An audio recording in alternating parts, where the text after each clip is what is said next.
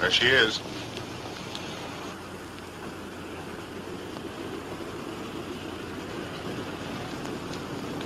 Where's the checklist, Corporal Smith? Sorry, sir, I forgot it. It's our engineer. He's almost as green as you are. Me, green? Had 80 hours of twin engine school. I'm almost ripe enough to be picked. What I can understand is how year after year the Air Corps keeps getting them so young and innocent. Here's the checklist, sir. Take a look, Jim. Since you're going to be a B-26 pilot, that's your Bible. As far as you're concerned, life begins with the checklist. It may end if you don't use it. The checklist is first in war, first in peace, and the first thing you reach for in a B-26. Understand? No, you take it. I want you to make this check yourself. We'll do the before entering airplane check. Take over. Left landing gear and wheel well check. That U-lock the crew member's removing is a safety precaution we have to prevent anyone from raising the landing gear while the ship's on the ground. You don't mean to tell me that's ever happened? That and worse. Now get onto that checklist and see that none of those other things ever happen to you. Tire for blisters, cuts, proper inflation, slipping on rim.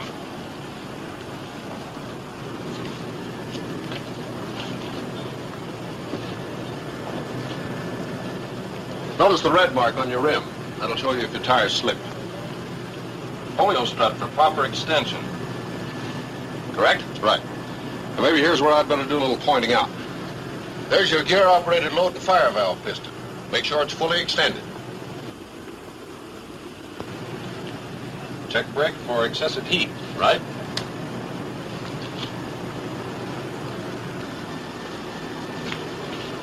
Check your brake shuttle valve for looseness. Hydraulic lines for excessive leakage. Downlock pin engaged. Let's go. This is the camera door.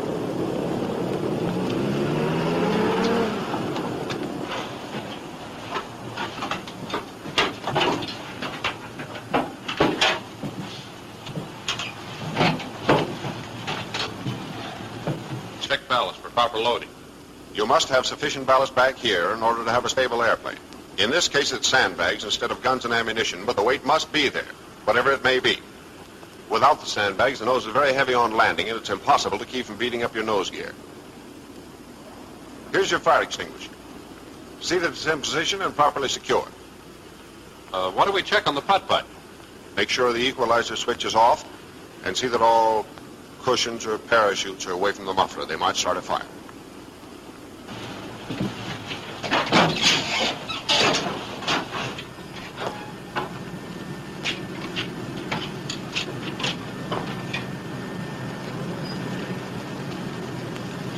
Next, right landing gear and wheel well check. You do that yourself, exactly the same as we did the left. Oh, there's the red signal on your Lux fire extinguisher. That's a quick way of knowing from the outside that the extinguisher has not been discharged.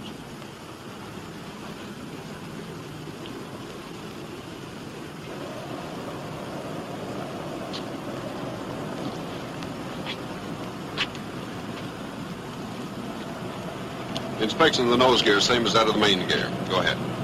Corporal Smith, will you get in the cockpit and operate the controls for us? Yes, sir.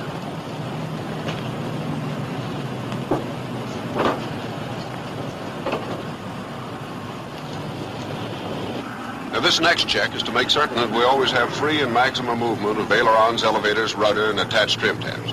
I'll give the commands to Corporal Smith for operating the controls, and you go back in the rear and check they're working properly. Full left rudder. Full right rudder. Rudder trim tab to hold full right rudder. Now all the way left. Turn the wheel all the way left. Now all the way right. Aileron trim tab to lower right wing. Now all the way to lower left wing. Stick all the way back. All the way forward.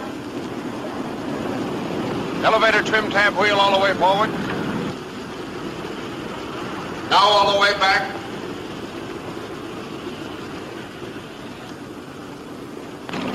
Set all trim tabs and takeoff position.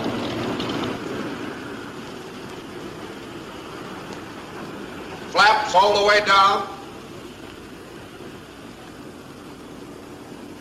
Flaps in takeoff position.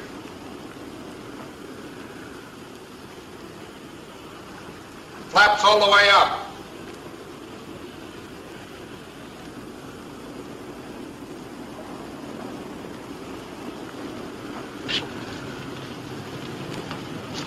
All's well with the flipper, skipper. Good. Incidentally, you always taxi with your flaps in the up position.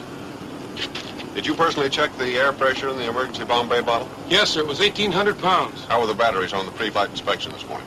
They were well charged, and I entered the readings for the emergency bomb bay bottle and the batteries on Form 1A. Good. Have one of you men get in and get ready to start the putt-putt. Yes, sir. You understand the purpose of the putt-putt, don't you, Jim? Yeah, it gives it right here on the checklist. All engine starts will be made with an auxiliary power plant or an external source of electrical power except in emergency. Conserve electricity until after takeoff. And that's really important. You don't want a heavy drain on your batteries until after your engine-driven generators are putting out continuously. And that won't be until you're flying. Putt-putt will also come in handy in flight if your generators ever cut out on you. That putt-putt seems practically indispensable. It is. Whenever anybody on the ground uses any electrical equipment, the putt-putt must be kept running to keep the batteries charged. That's law, like always using a checklist. You must have electricity for the takeoff, especially for the electric props. Well, that's how most runaway props occur, isn't it? Yeah, run-down batteries. Only we don't call it a runaway prop. It's really an overspeeding engine running away with a fixed pitch prop.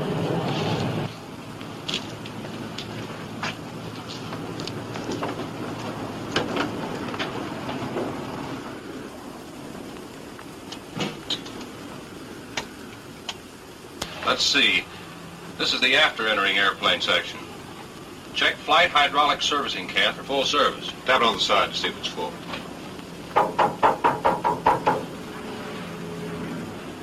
Then fuel transfer valves. They're in the forward bomb bay.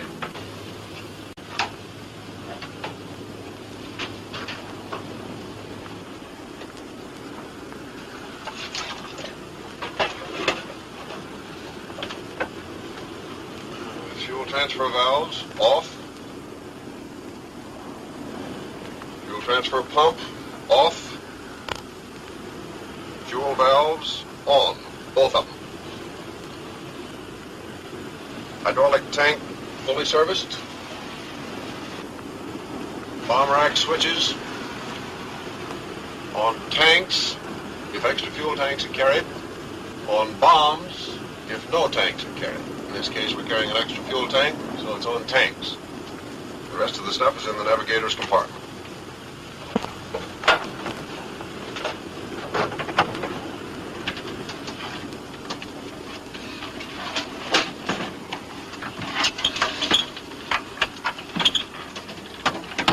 Generator switches. Off.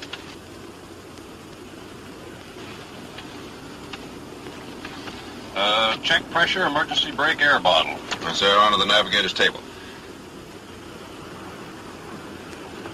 And check that the valve is open as placarded. And make sure that this bleed valve up here ahead in the cockpit is closed. That's it.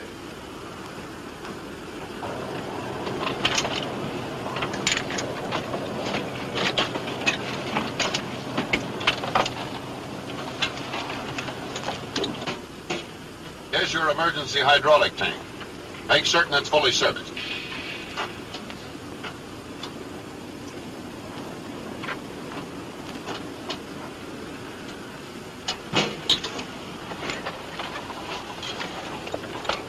Check your hatch hinges and emergency release handle.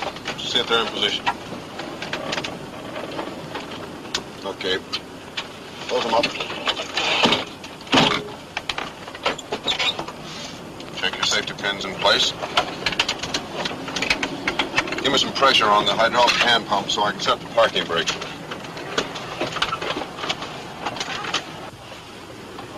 How long do I keep this up? Well, you can't pump anymore. Till the hydraulic gauge shows the pressure's up. That's okay now.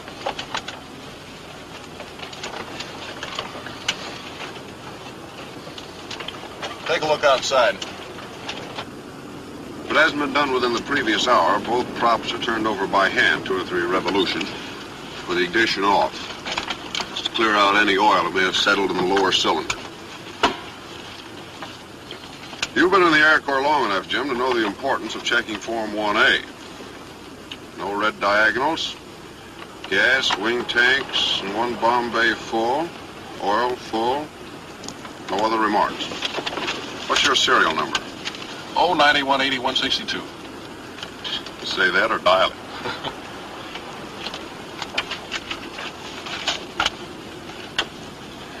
Leave your inner side airphone off so we can hear each other. Let's see.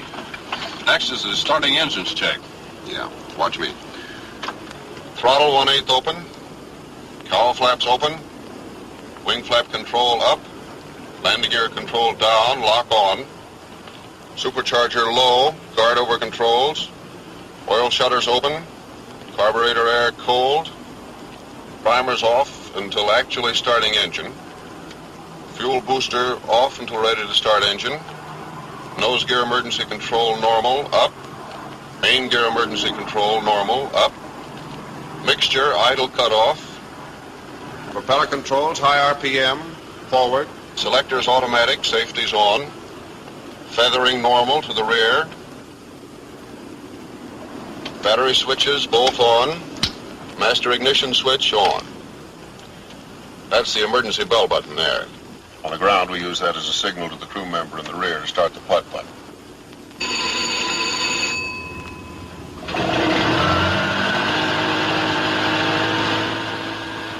By cutting your battery switches for an instant and looking at your landing gear position indicators, you can tell if your putt plug is putting out juice.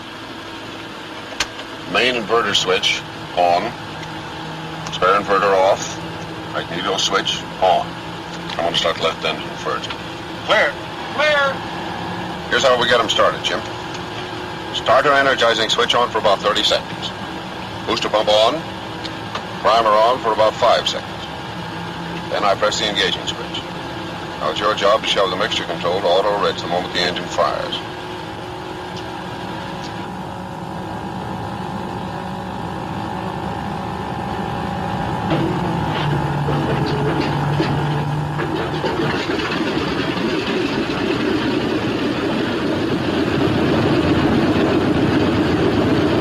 Auto rich it is. As soon as the engine's running, throttle back to between 800 and 1,000 RPM till it's warmed up. You'll notice your oil pressure goes up to around 200 pounds. If you don't get the oil pressure within 15 seconds, stop the engine and investigate.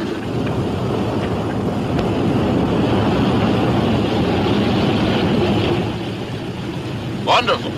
You're learning. Auto rich Anthony, they call me.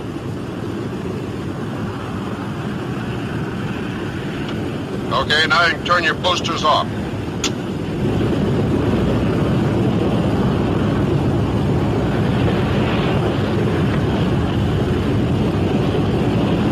You'll know your motors are warmed up when the oil temperature gauge hits 40 degrees and the oil pressure drops suddenly to normal.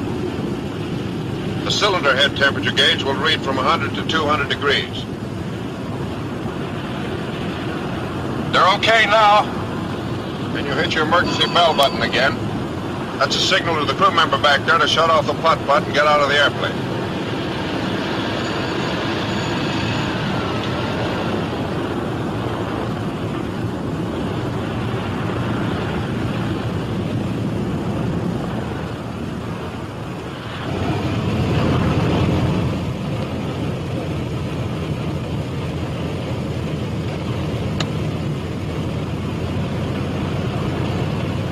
We don't turn on the radio till we're ready to taxi out.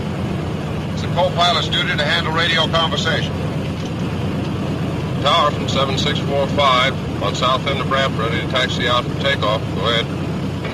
7645 from the tower. Clear to taxi to the north end of the north-south taxi strip and stand by for takeoff. Go ahead. 7645, roger. Ready to go, Corporal? Okay, sir.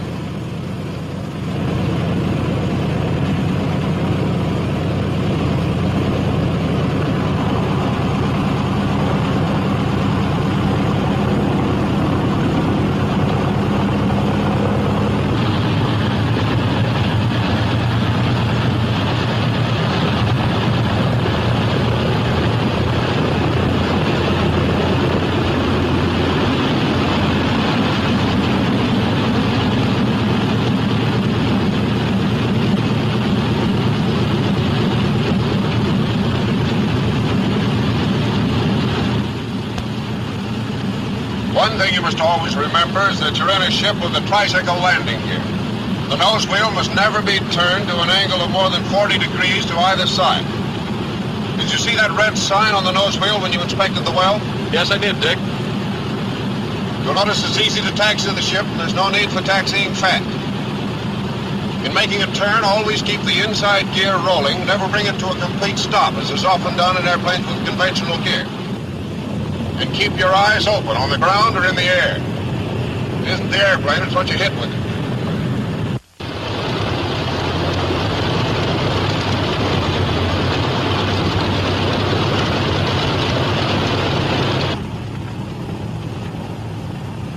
When you park, always make certain that your nose wheel is straight ahead. Otherwise, running up your separate engines, the airplane has a tendency to turn in the direction in which the nose wheel is cocked. The thrust from one of the engines might damage the nose wheel assembly. Corporal Smith is checking now to see if the nose wheel is straight. I get you, Captain. Next is the engine run-up and prop check, one engine at a time. Push it up till it's doing 2,000 RPM. Different engines have slightly different manifold pressure readings.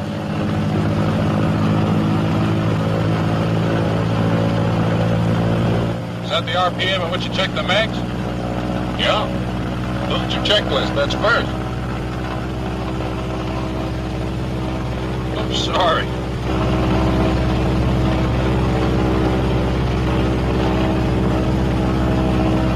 Put your propeller selector switch in decrease RPM and watch how the RPM falls off on the tachometer.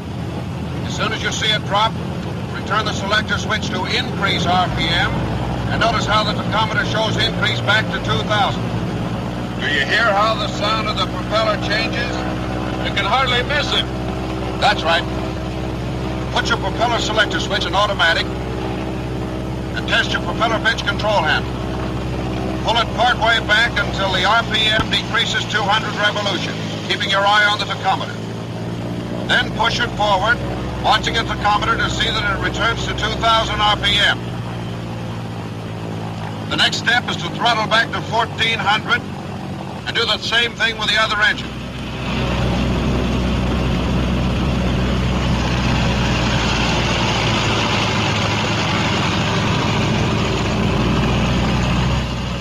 Now you run your engines up together to about 1,800. At the same time, checking your manifold pressure against the RPM. Be sure that both engines are putting out approximately the same power.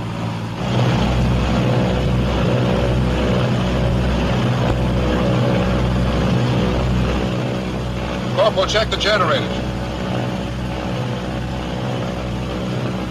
If Corporal Smith finds the ammeters are showing more than 10 amps difference, we'll give this airplane back to the crew chief.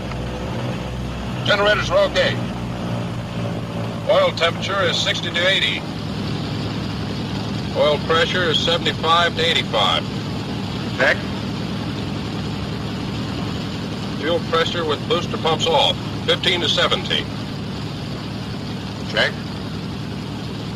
Turn the boosters on. Yeah. Should be 12 to 17 pounds now. Check. Is takeoff checklist next? Right. Check instrument panel for placarded operations instructions. Cow flaps, open for all ground operation. Wing flaps, down 1/4 to 1/2 as required. Remove landing gear control lock. Supercharger low. Oil cooler shutters open except during extremely cold weather. Carburetor air control, cold. Hydraulic pressure 750 to 950 pounds per square inch. Booster pumps on. Primers off. Nose gear emergency control, normal up. Main gear emergency control, normal up. Mixture control, auto rich. Propeller controls, high RPM, forward. Propeller switches, selector, automatic. Safety on, feathering normal. Batteries on. Are the generator mainline switches on, Corporal? Generator's okay, sir. Don't start takeoff with cylinder temperature above 205 degrees centigrade. Rudder and aileron tabs on 0. Elevator trim tab a few degrees tail heavy. Crew in position for takeoff. All set, Corporal? All set, sir. Now you have definite duties during the takeoff. Watch the tachometer and see that it doesn't exceed 2,600 RPM. Your right hand should be bare and ready to handle the propeller switches. Your left hand is used to raise the landing gear. Here's how you put your hand. By keeping your right hand down on the quadrant, you can keep the throttles from creeping back during takeoff. If your tachometer should show an increase above 2600, say 2880, put your propeller selector switch in fixed pitch position. Then hit your feather switch for about 2 seconds, being sure to return it to normal position. That's the procedure for correcting an overspeeding engine. The other emergency procedure to be prepared for is a decreasing RPM prop. Your props will be in automatic position, which is normal for takeoff. So if one of them shows a decrease RPM, put the selector switch in increase position and bring the RPM back to 2600. Then leave your selector switch in fixed pitch position. Understand? Yeah. Now, under no condition, retract the wheels until you get a definite signal from me. My hand will be on top of the throttles, and this will be it. Roger. Okay, call the tower. Tower from 7645, north end of north-south taxi strip, ready to take off. Go ahead. 7645 from the tower, stand by. Ship landing, go ahead. 7645, Wilco. Watch this ship coming in. Give you a chance to see a normal B-26 landing. Notice his nose drop. He's putting his flaps down now. As soon as they're down, he'll check his hydraulic pressure to be sure he has brakes. He establishes a glide of 140 miles per hour and holds it till he gets almost to the ground. Then he flares and comes on in, normal landing. See how he holds his nose wheel high and lets it down easy before he loses airspeed control. Then he applies his brakes gradually and turns off the runway. Get the idea? I think so. Shall I call the tower? Yeah. Tower from 7645. Is it clear to take off? Go ahead. 7645 from the tower, you're clear to take off to the south on runway 14. Go ahead. 7645. Roger. I'm going to take off with 44 inches manifold pressure and 2600 RPM. That's minimum. But if you need it, the manifold pressure can be pushed up to the red mark at 49 inches on this particular model.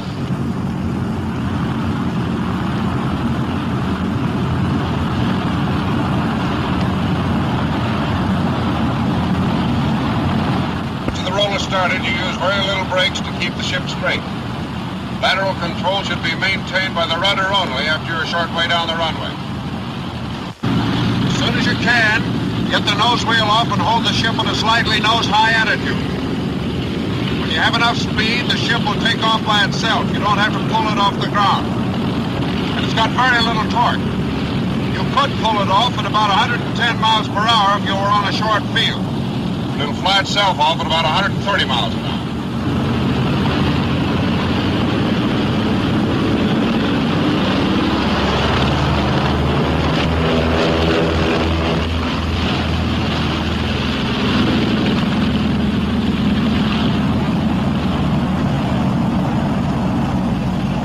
Throttling back now to normal rated power, which is 38 inches of manifold pressure.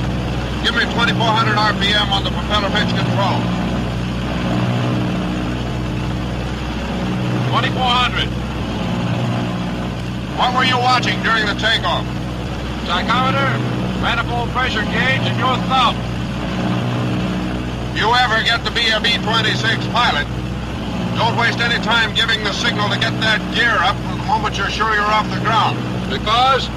Because when you run out of runway, your landing gear is no good to you. Pretty tough getting to 160 miles per hour until that gear's tucked away. I see what you mean. Well, we're climbing now. We do that at exactly 160 miles per hour until the flaps are raised. The airplane should be at least 800 feet above the ground before you raise it. This is what is known as milking them up. You do it a little at a time, and you keep your hand on the flap handle until the flaps are all the way up. If you don't, and they should come up on one side only, you'll go into the most violent bank you ever saw in your life. But you can stop it by putting the flaps back down again. Can I take my eyes off the tachometer? Yeah. Put them on the hydraulic controls. It's time to neutralize them. work is done with cowl flaps, wing flaps, landing gear, and oil cooler shutters in neutral position at all times, in order to prevent loss of hydraulic fluid from the entire system in case one of the individual lines develops a serious leak. Turn off your boosters. Airspeed indicator says we're picking up speed. With the flaps up, the ship changes its attitude. You'll notice our noses come up a bit and gains about 10 miles per hour. With the cowl flaps half closed and the oil cooler flaps half closed, it streamlines the airplane to the extent that it picks up about 5 miles per hour more. But you must not forget that these controls should be handled in accordance with cylinder head and oil temperature. Really claws her way right up into those clouds, doesn't she?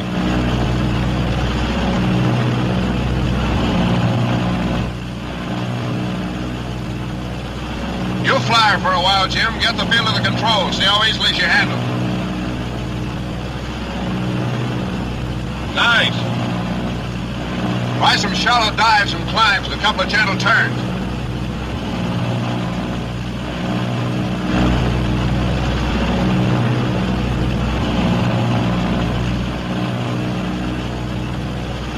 Controls are easy, aren't they? Smooth as a GI haircut. Easy to coordinate, too. Hey, you're skidding, sonny boy. Take a look at that turn and bank indicator. What causes that? Something I forgot to tell you. The plane has a very sensitive rudder, and you'll skid on all your turns if you don't correct for them. Try it again.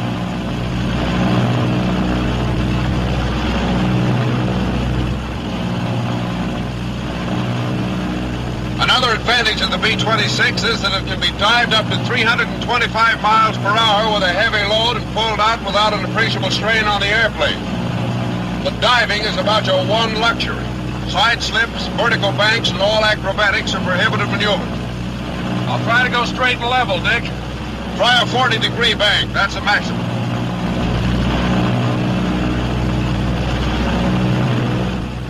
By the way, the B-26 is a good airplane to go to war in. It's got plenty of power, plenty of armor plate, and plenty of guns.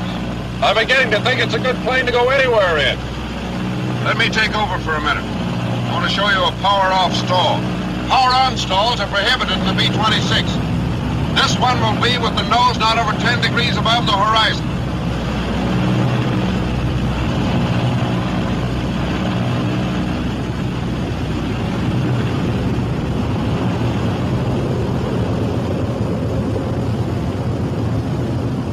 Stalls at about 125 miles per hour with the flaps and landing gear retracted. About 115 miles per hour with the flaps down, and about 100 miles an hour with flaps and landing gear down. Notice the pronounced shuddering just before the stall.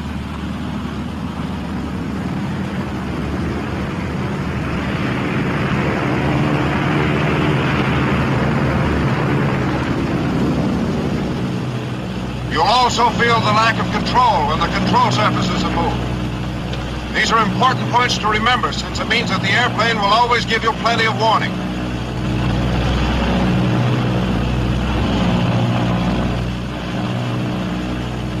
Another advantage is that it falls straight forward from this type of stall with no tendency to drop off on either wing. Of course, in power-on or nose-high stalls, it may fall off on one wing.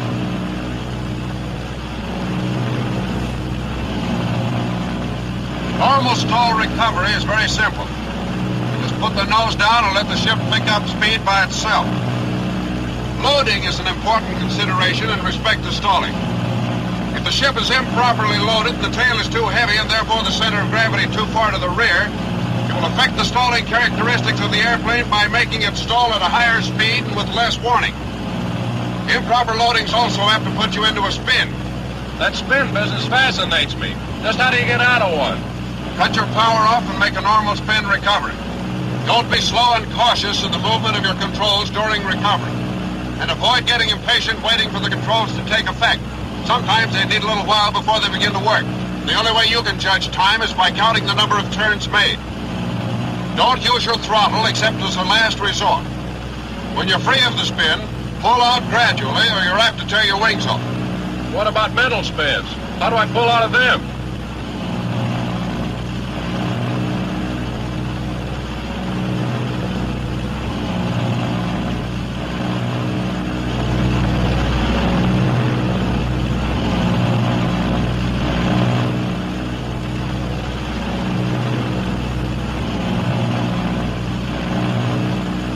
About time we were heading for the barn. But before we do, I want to show you how this airplane flies on instruments. See how our gas is.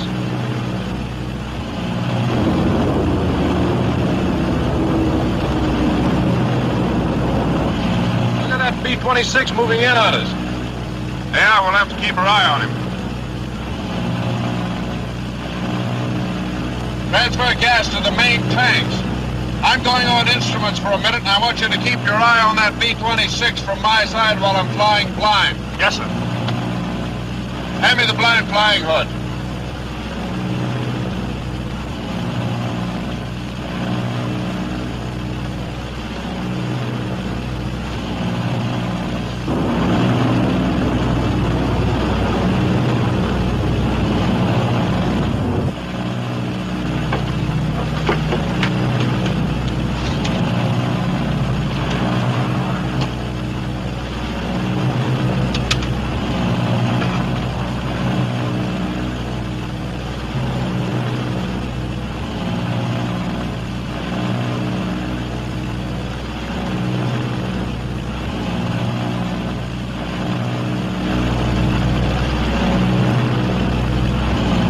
Watch that 26 from your side, Jim.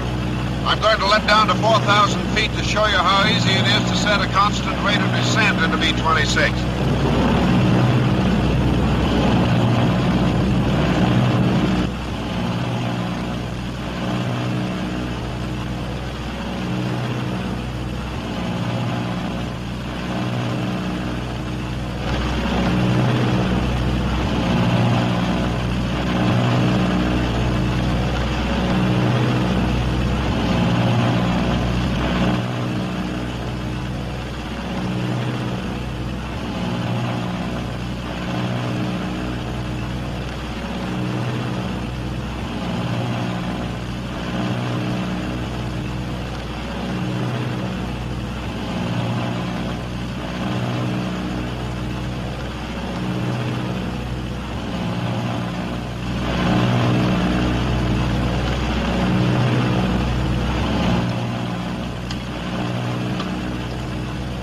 Watching the instruments?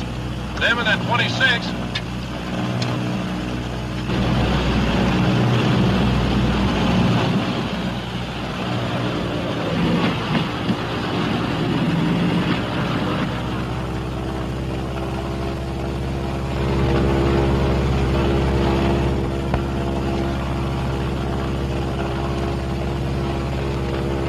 Nose down slightly and trim. Check airspeed. What's the fuel pressure? 0. Flip on the booster.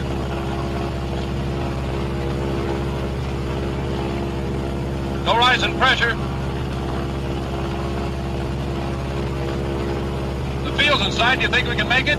I think so. I'm going to feather that dead engine. Watch me.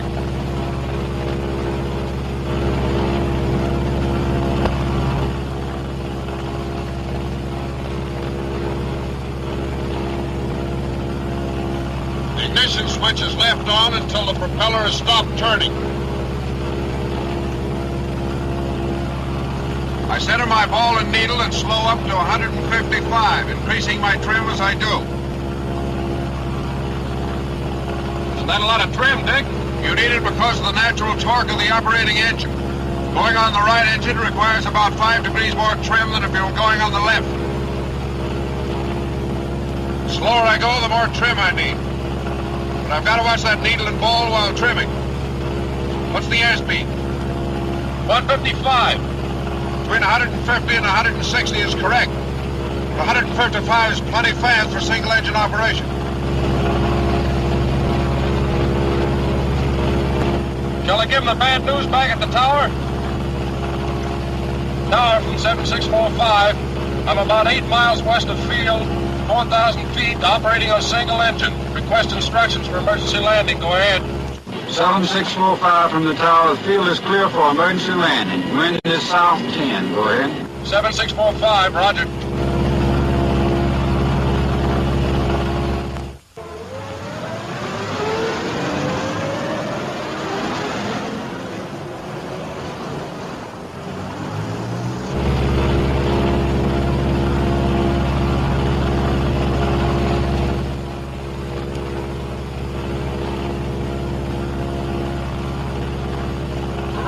short of altitude, are we?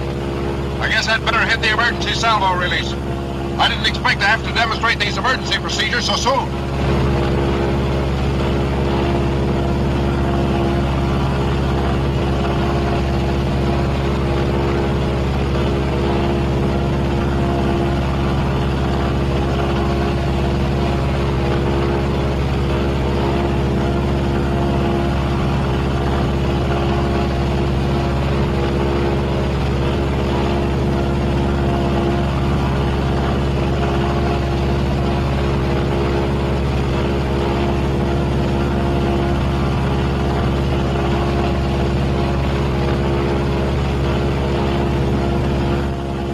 Increases when the Bombay doors are open, so I had to nose down slightly to hold 155.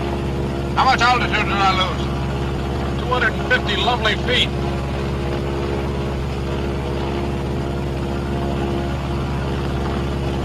I'm going to make a 90-degree approach, Dim. When all turns into the good engine. Turns made into a dead engine are invitations to a spin.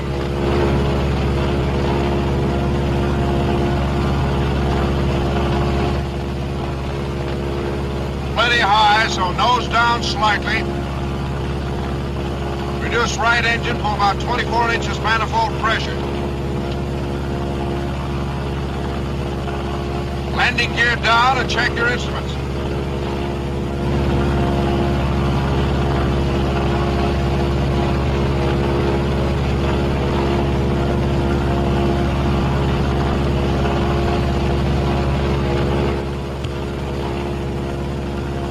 Gabriel didn't blow his horn.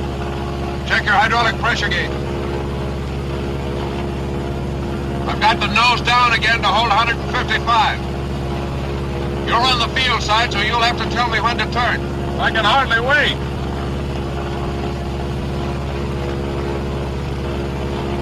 Now's the time, Dick. But you're plenty high, you're certain to overshoot. That's the whole point of this type of approach. Always overshoot, never in any circumstances undershoot. You can always dive off excess altitude. The next step is to decrease the power on my operating engine until it's virtually shut off. And then trim a few degrees to the other side.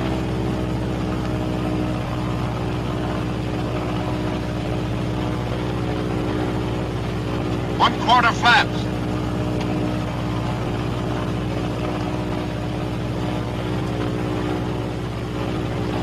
One-half flaps. What's my airspeed? 155. That's minimum for this kind of a glide. 4 flaps now? No, not until I'm positive I'm going to overshoot. Okay, full flaps.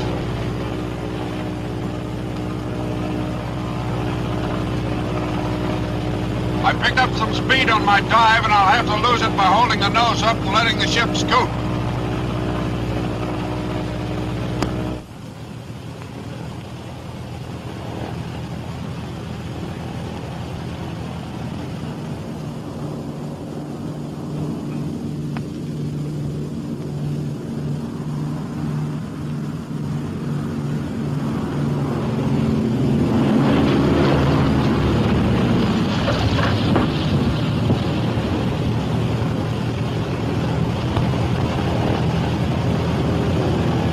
Once she's on the ground, notice how straight she rolls, with no tendency to ground loop. Boy, these brakes are really good. You can slap her at 1,500 feet.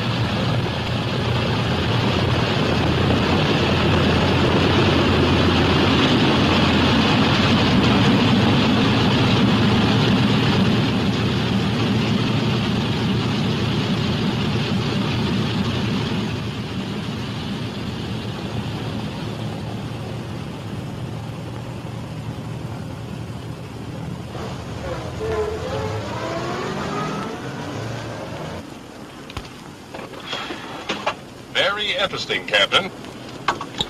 I hope you committed that reasonable facsimile of a single-engine approach to memory. I certainly did. Say, by the way, what would you have done if you'd had to stop in a hurry and didn't have any hydraulic pressure? I'd have had you give me more pressure on the hydraulic hand pump. If that hadn't worked, I'd have pulled the emergency air bottle, which is connected directly with the brakes. Well, that's the fastest stop you can make, huh? No, there's an even faster one. If you're going to run into something or the field is slick and you can't get any traction on your wheels, you can, as a last resort, pull back your mixture controls, cut your switches, and raise your landing gear. That'll stop you, but it's a little hard on the airplane.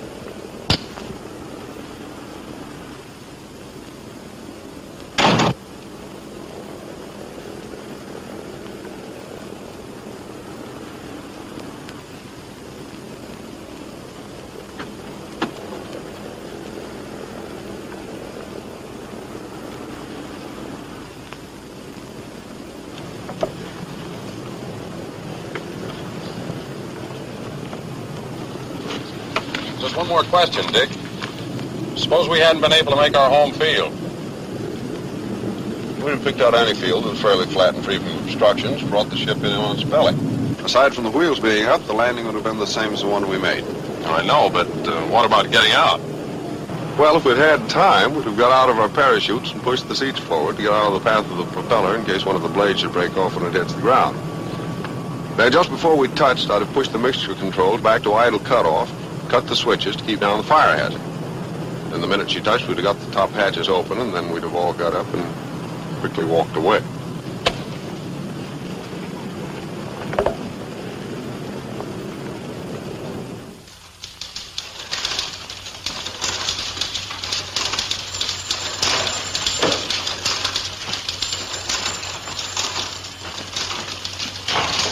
Come in.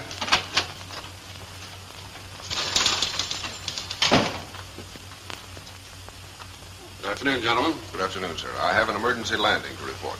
Yes, the tower informed me you were coming in, and I watched you. It was a good job. Thank you, sir. Those simulated single-engine approaches you've been making came in handy for you, didn't they? Yes, sir. The airplane was undamaged, and there were no personnel injuries. What was the reason for the engine failure? It was a personnel failure, sir. No. Sit down, gentlemen. Corporal Smith, our engineer, made a mistake in turning on the fuel transfer pump, emptying the left main tank instead of filling it. However, it was more my fault than his because I had him watching a nearby plane while I flew on instruments, and I neglected to keep an eye on my fuel gauges. And where were you? Sandbagging in the co-pilot seat, sir. Sandbagging is right. That's another lesson for your collection, Captain. Live and learn. And I hope neither of you will forget it.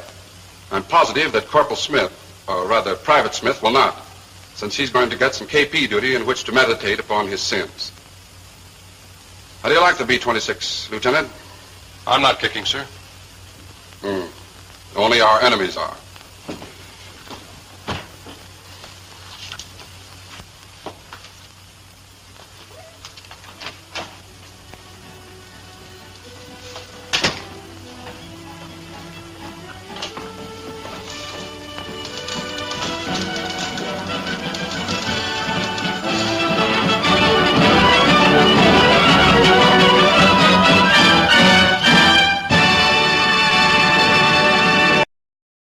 That U-lock the crew members removing is a safety precaution we have to prevent anyone from raising the landing gear while the ship's on the ground. You don't mean to tell me that's ever happened? That and worse. Now get on with that checklist and see that none of those other things ever happen to you. Tire for blisters, cuts, proper inflation, slipping on rim.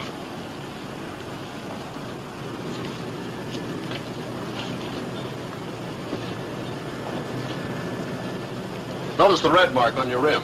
That'll show you if your tire's slipped. Polio strut for proper extension. Correct? Right. Now maybe here's where I'd better do a little pointing out. There's your gear-operated load and fire valve piston. Make sure it's fully extended. Check brake for excessive heat, right? There she is.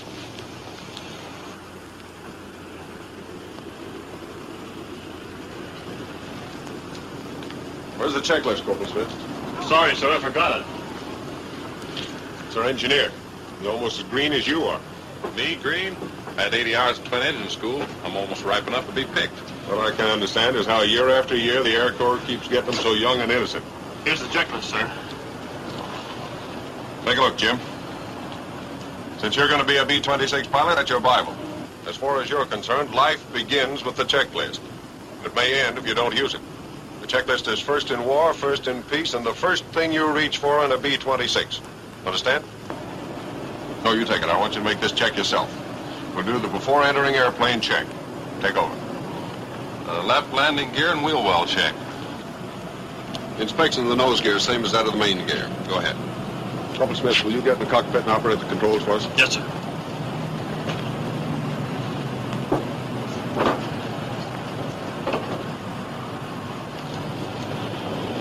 Now, this next check is to make certain that we always have free and maximum movement of ailerons, elevators, rudder, and attached trim tabs. I'll give the commands to Corporal Smith for operating the controls, and you go back in the rear and check they're working properly. Full left rudder. Full right rudder.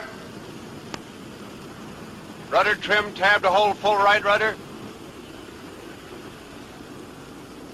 Now all the way left. Turn the wheel all the way left. Check your brake shuttle valve for looseness. Hydraulic lines for excessive leakage. Downlock pin engaged. Let's go. This is the camera door.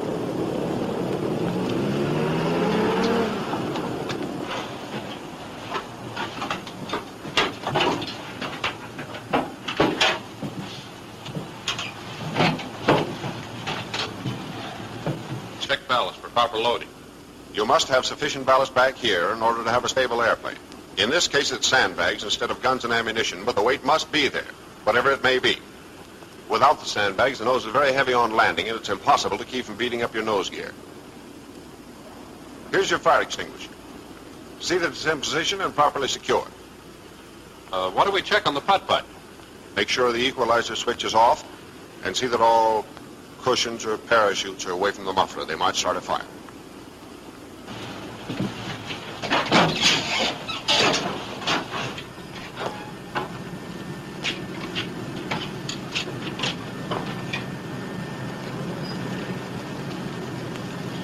Next, right landing gear and wheel well check. You do that yourself, exactly the same as we did the left.